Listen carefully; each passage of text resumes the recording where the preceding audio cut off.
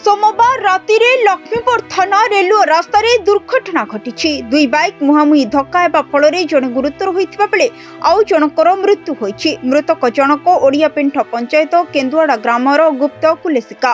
गुरुतर जनक पिपलपदर panchayat केन्दुपाई grammar प्रसाद मांडिंगा।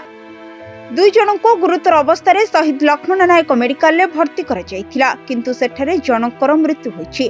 घर को पहुंचीबार स्वप्न अधा रहीगला। गुप्त कुलेसिका तमिलनाडु 2 वर्ष पर निज घर को फेरुथिबा बेले दुर्घटनार शिकार होइथिले। लक्ष्मीपुर रेलवे रास्ता दे निज सांग सह बाइक रे फेरुथिबा समय रे सामना पटु द्रुत गति रे आसुथिबा एक बाइक सह मुहांमुही धक्का होइथिला। दुई जन गुरुतर होइथिले। खबर पाई पुलिस पहुंची सेमानकु उद्धार करी लक्ष्मीपुर गोष्ठी स्वास्थ्य केन्द्र रे भर्ती करथिले। प्राथमिक चिकित्सा पर डाक्टर जिला हॉस्पिटल को स्थानांतर करथिबा बेले सेठारे चिकित्साधीन अवस्था रे गुप्त कुलेसिकांकर मृत्यु घटिथिला।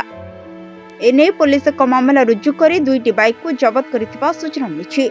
कोरापुटरू प्रमोद जेनांक रिपोर्ट, सरकार न्यूज।